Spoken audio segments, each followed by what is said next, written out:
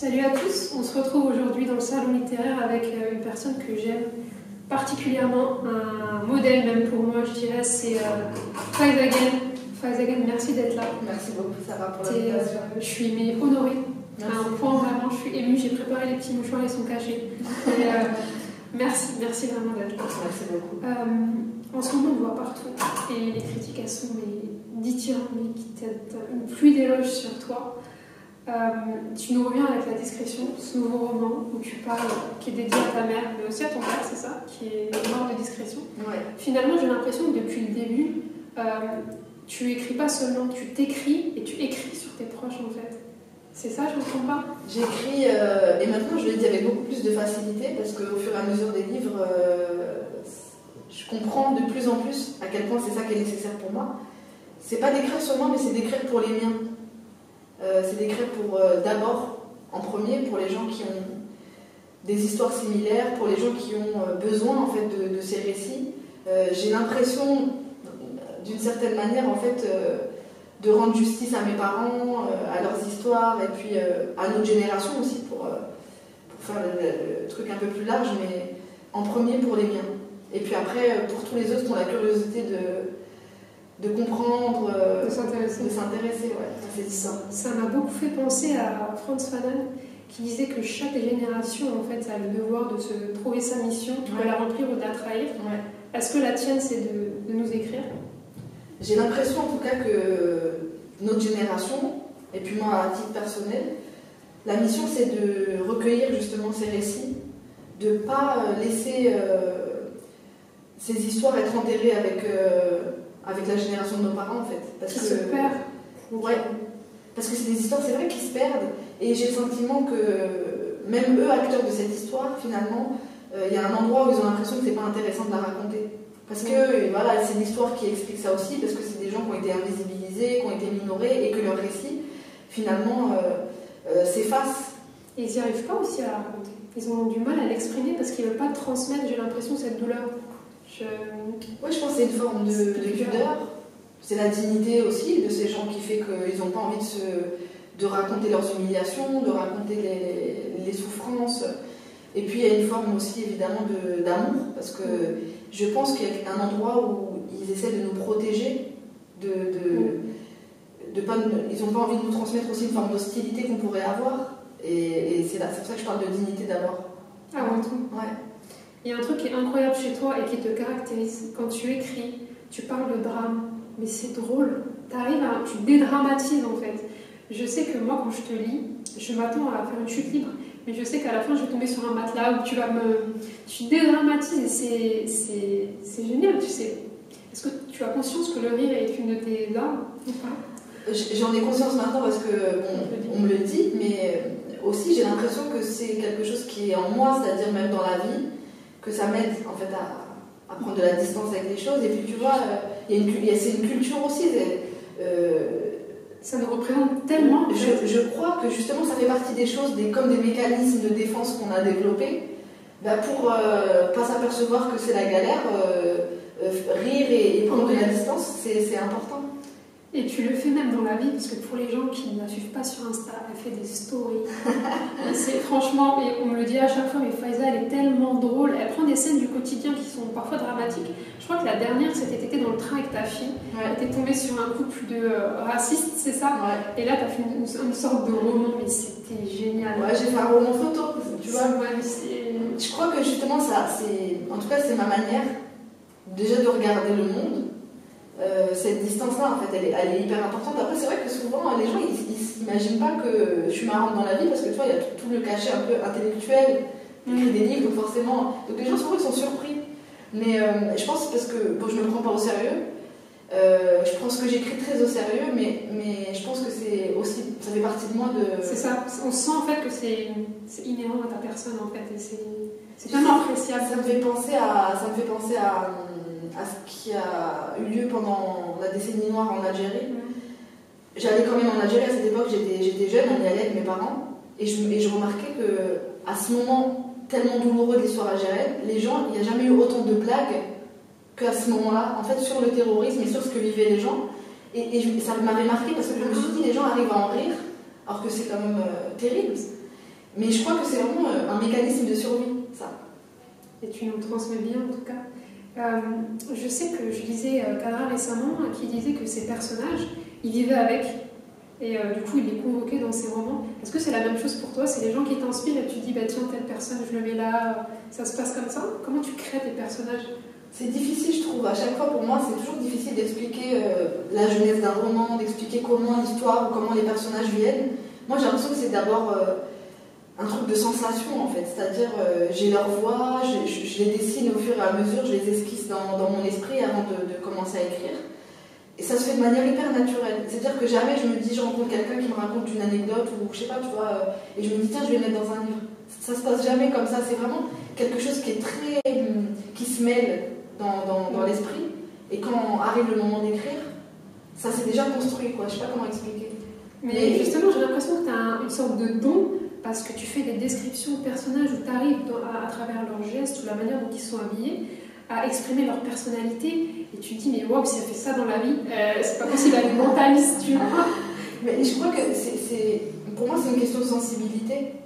Je pense que je suis quelqu'un d'extrêmement sensible et je suis sensible à parfois des choses qui sont difficiles à expliquer, mais des détails, des sensations.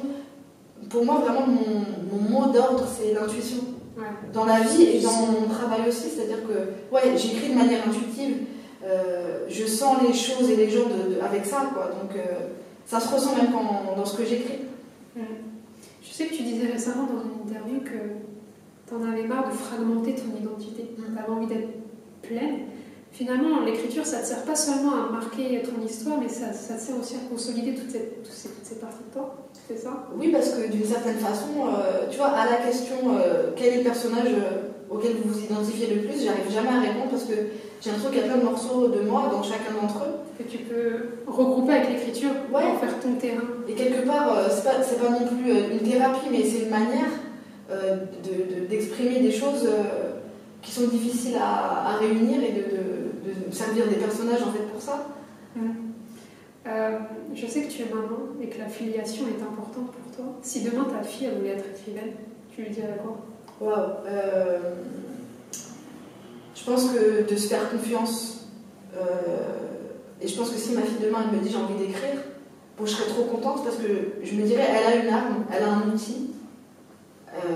Elle écrit un peu? Elle écrit un peu, ouais. Oh, elle écrit un peu, mais après elle m'a jamais formulé ça, elle est encore petite, elle a 10 ans, mais je sais que c'est une manière pour elle d'évacuer des choses. Je vois déjà que ça lui fait du bien, que quand elle écrit. Très, très jeune aussi. Ouais, petite, j'écrivais déjà. Tu lui as transmis aussi ça. En tout cas, ce que je lui ai transmis, c'est le fait d'aimer les histoires. Elle aime lire, ça, c'est un bonheur. Bon, quand c'est quelque chose qui est important dans ta vie, que tu vois que ton enfant, tu peux partager ça avec, c'est super, quoi. C'est un endroit où c'est hyper émouvant. Tu te considères un peu comme une conteuse? Moi, je considère que je viens d'une lignée de conteurs. Que le fait d'écrire, c'est juste que l'outil a changé, mais que dans ma famille, par exemple, depuis plusieurs générations, il y a des gens qui racontent des histoires. Alors, on vient d'une tradition orale, mais pour moi, c'est important de la valoriser vraiment, parce qu'il y a un endroit aussi, on n'a pas eu une bibliothèque bien garnie à la maison, ou si on n'a pas de référence littéraire, tu as l'impression que tu es nul. Et en fait, il y a un moment, j'ai juste décalé un petit peu le point de vue, je me suis dit, non, en fait, j'ai plein de références, parce qu'on m'a raconté plein d'histoires, et parce que la manière de les raconter, pour moi, ça m'a bercé, ça m'a habité, ça m'a chargé de quelque chose, que maintenant, j'emploie d'une autre façon, simplement en écrivant, même si ce n'est pas l'outil, mais cet outil, maintenant que j'en dispose, je fais simplement la même chose que ce qu'on t'a appris. Quand on lit, c'est assez cathartique. Il y a des passages, en fait, moi, avec la discrétion, je suis passée du rire aux larmes. Mais vraiment, j'ai ri à gorge déployée, tu vois. Et je me demande à combien tu donnes de toi dans ce livre, et est-ce qu'il y a un moment où tu te dis non, c'est trop, j'ai de la pudeur, j'ai pas envie de trop en donner. Il y a un moment où tu te dis ça quand t'écris? Non. Tu te donnes vraiment... Franchement, j'écris sans réserve, mais en plus, surtout, j'écris pour moi. Alors, je sais que ça peut paraître un peu égoïste. Quand je disais que j'écris pour les miens, c'est-à-dire que le but, l'objectif, c'est des tas de gens qui se reconnaissent pas forcément dans les livres qu'ils lisent ou dans les films qu'ils regardent, puissent se dire, bah voilà, cette histoire, je la connais. Et j'ai dit ça beaucoup, mais vraiment, c'est ma façon de décrire comment on peut lire mon travail. Pour moi, il y a 3 façons. il y a la tête, le cœur et le ventre en fait. Et ce livre-là, moi je l'ai écrit avec mes tripes, je pense qu'il y a des gens qui vont le ressentir parce qu'il y a des choses qui seront familières, des odeurs, des sensations, ou des choses qu'ils n'ont pas forcément analysées ou qui sont à l'intérieur d'eux, puis d'un coup c'est écrit et ça prend du sens et ça résonne et tout. Donc, mais il y a aussi d'autres façons de le lire, c'est-à-dire que je pense que tu peux le comprendre tu peux avoir envie intellectuellement, de t'y intéresser. Avec le cœur, c'est que tu as une forme d'empathie avec les personnages et que tu essaies de comprendre. Et puis si tu l'as vécu, ou en tout cas que c'est proche de toi, que c'est l'histoire de ta mère ou de ta grand-mère, ou j'en sais rien, il y a quelque chose qui se passe un peu plus fort. Donc j'ai vraiment le sentiment que je donne tout quand j'écris, parce que c'est comme ça que je suis, tu vois, j'ai pas de retenue, je vais au bout de ce que j'ai envie de raconter, peut-être que j'irai encore plus loin dans d'autres romans, sur d'autres sujets, mais en tout cas, à chaque fois que j'écris, même pour moi, émotionnellement, ça a été l'écriture de ce livre, elle a été vraiment particulière, plus que pour tous les autres. J'avais des fois, à l'endroit de l'émotion, là, au plexus, j'avais mal, parce que j'ai sorti des choses, parce que je suis assez sensible, comme je l'ai dit tout à l'heure, mais je suis allée dans l'introspection, j'ai posé des questions à ma mère, j'ai fait comme une enquête intime. C'est un livre, bon, c'est très romancé en ce que je raconte. Mais on puisse s'identifier. Oui, et puis la prise de distance, elle est nécessaire. Donc j'ai romancé beaucoup les choses, mais il y a tout l'endroit de l'Algérie, de l'histoire de Yamina, du personnage quand elle est petite fille, quand elle est jeune, toute cette partie-là, l'exil, c'est des choses qui sont en fait dans ma chair, parce que c'est l'histoire de ma mère aussi, et puis je lui ai posé beaucoup de questions, donc ça nous a permis aussi, moi, de découvrir même des choses que je ne savais pas de mon histoire personnelle. Donc ça a été un livre de la profondeur, quoi. C'était un livre finalement qui t'a fait du bien, aussi à toi. Ouais, il m'a fait du bien aussi parce que j'ai eu l'impression, comme je l'ai écrit dans le texte d'ailleurs, de réparer l'offense à un endroit. Et de me dire que l'histoire de ma mère et l'histoire de toutes ses mères, elle est là. Elle est là. Ouais. Elle l'a lu ta maman? Ouais. C'est vrai. Ma mère l'a lu kiff demain et elle a lu la discussion. Et ouais, c'était très émouvant pour elle parce que d'abord elle a l'impression elle a compris que cette histoire elle était importante. Parce qu'elle m'a raconté des anecdotes des fois qui étaient incroyables, hyper dures, de son enfance, de sa vie. Et elle m'a raconté ça tu vois, presque en balayant ça. Et puis je lui ai dit, mais c'est très important en fait cette histoire. Il y a des histoires qu'elle m'a racontées qui m'ont aidé à comprendre qui je suis en fait. Pourquoi il y avait des choses qui m'étaient en colère, pourquoi il y a des choses qui me touchaient. J'ai la transmission génétique du trauma colonial. Exactement. Les réactions qu'on peut avoir maintenant sont liées à ce que nos parents ont subi et arrière-grands-parents ont subi. On subit sans qu'on le sache. Donc tu vois l'effet que fait le silence. Et puis elle te le dit comme si c'était pas grave. Ouais. Elle a appris à ce que ce ne soit pas grave et que ça passe sous la discrétion. Bien sûr. Que c'est pas grave et surtout que c'est pas important. Et bon, je pense que quand même, à la lecture du roman, elle a compris toutes les fois où je lui ai dit c'est trop important que tu racontes, c'est vraiment important que tu racontes ça. Moi j'avais un message personnel à te dire. Pour moi, tu es plus qu'une écrivaine. Pour moi, tu es une artiste. Parce que tu composes avec de l'ombre et de la lumière et tu fais le travail du beau. Et voilà, je voulais te le dire. Tu es vraiment une artiste avec une très belle âme. Tu vas me faire pleurer, c'est gentil à toi, merci beaucoup. Merci beaucoup. Et moi, j'ai mes deux préférés dans toute ton œuvre. Si tu pouvais conseiller à quelqu'un, si quelqu'un ne te connaissait pas, pouvait te lire, tu conseillerais quoi? Alors par principe, je conseille toujours le dernier.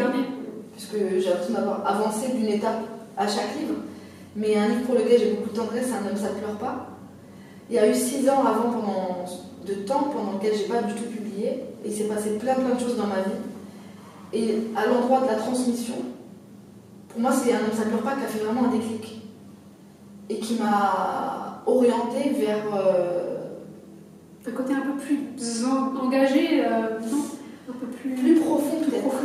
Peut-être que de manière plus assumée, j'ai plus pris conscience de ce que j'avais envie de raconter, de ce que j'avais envie de transmettre en fait dans mes romans. Donc ouais, s'il y a en tout cas le conseil que je peux donner à quelqu'un qui ne me connaît pas du tout et qui a envie de découvrir, ce serait de commencer par la discrétion et puis Un homme, ça ne pleure pas. Tu sens maintenant que tu as pris un tournant, tu as besoin de... C'est bizarre, c'est assez paradoxal parce que tu dis que tu ne veux pas être la représentante des banlieues, mais en même temps tu nous écris. Et on se retrouve, il y a un nombre incalculable de personnes qui se retrouvent vraiment en toi. Moi, la première, je t'ai lu, j'avais 12 ans. Et je me suis dit, si Faiza est arrivée, elle a ouvert la porte, on peut tout le faire. Donc ouais, c'est assez paradoxal. C'est par humilité que tu dis ça ou... Non, parce que, enfin, tu vois, pour moi, c'est fabuleux d'avoir des jeunes femmes aujourd'hui qui me disent ce que tu es en train de dire. Même des fois, ça va être, voilà, je suis devenue magistrate, je suis devenue journaliste, parce qu'en fait, quand je t'ai vue apparaître, je me suis dit, nous aussi, on peut le faire. Donc ça, c'est la question de la représentation. Donc, j'étais pas vraiment consciente au début, et j'étais pas vraiment confiante non plus, d'ailleurs, sur cette mission, en fait, parce que j'étais très jeune, donc il y a plein de choses que j'ai compris au fur et à mesure du temps. Et puis, ce temps de recul de 16 ans, maintenant, il me permet de voir ça aujourd'hui et de me dire c'est super en fait que j'ai servi à ça, que mon exemple il est servi à ça. Mais en fait, vraiment, c'est pas par humilité, c'est que je crois d'abord et avant toute chose à l'individu et à la sensibilité.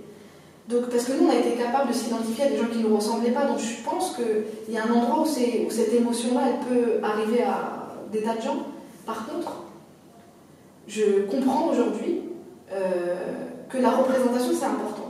Tu vois, et que se reconnaître, il y a un endroit un peu plus fort de se reconnaître aussi par ce biais-là, c'est super important. Moi, pourquoi je dis que je ne suis pas la représentante? Moi, je ne suis pas une militante, je ne suis pas une porte-parole, je ne suis pas une représentante parce que je connais ma place. Et j'ai pas envie de faire justement offense à des gens pour moi que je considère comme des individus, pas comme une masse qui ont besoin d'un chef ou d'un représentant ou d'un porte-parole pour parler à leur place. Et ce que je reproche, pendant longtemps, justement, on n'a pas eu de représentation, on était considéré toujours comme un nombre, comme une masse, tu vois. Et je trouve que c'est injuste. Donc, que moi j'existe et que mon œuvre elle existe parce que du coup je peux faire en sorte de donner un bon exemple, d'être inspirante pour des gens ou qui retrouvent dans mes romans des choses d'eux, ça c'est une chose, mais par contre je ne me permettrai jamais de dire je les représente, je suis porte-parole de ces gens parce que je peux pas représenter chacun d'entre eux. Et pour moi c'est une manière de reconnaître leur individualité et qui ils sont en disant ça, tu vois. C'est pas une fausse humilité, c'est vraiment parce que on est plus que ça. Et surtout que toi, à la base, tu pensais que tu as été publié très très jeune, et c'était pas ton but, tu voulais juste écrire. Ouais. Ça tombait un peu dessus, et ça devait être très difficile d'endosser ce rôle-là aussi jeune. En fait, à l'époque, pas très bien. Parce que je comprenais pas ce qu'on attendait de moi, mais c'est pour ça que je te remercie, parce que c'est très généreux de dire, de me dire que tu me considères comme une artiste, au-delà de l'écriture et de...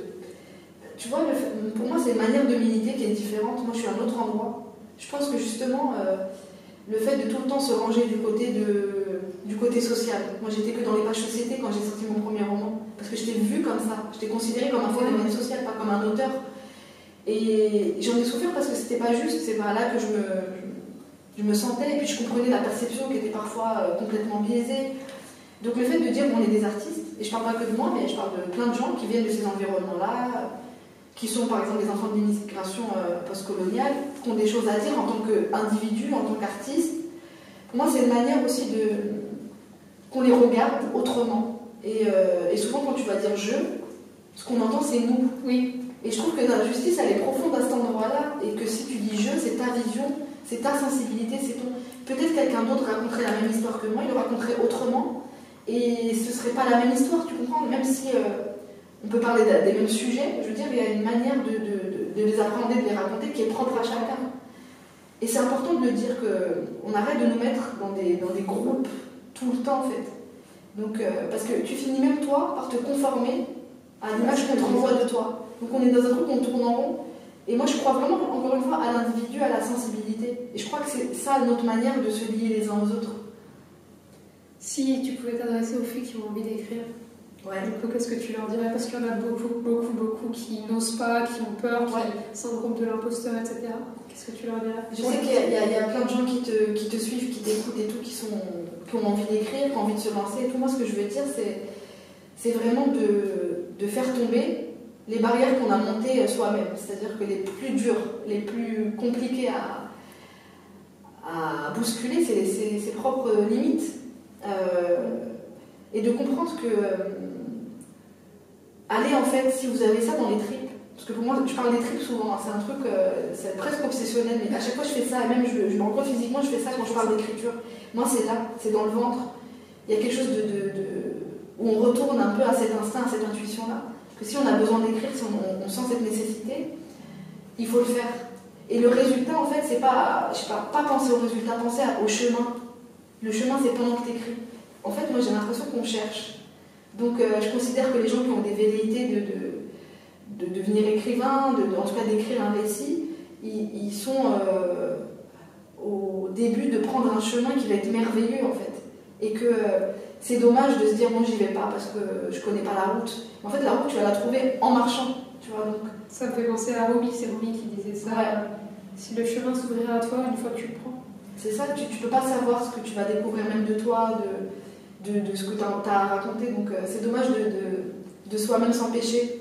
Donc le message, ce serait de casser en fait ses propres portes. Ouais, c'est vrai de les voir déjà, de voir que ce sont déjà nos propres limites. Merci beaucoup Faiza. Avec grand plaisir, Sarah, merci à toi. Merci, je suis très touchée. Je vous laisse, moi je vais choper ma dédicace parce que je l'attends plus depuis longtemps. Merci Faiza. Avec plaisir. Bisous à tous.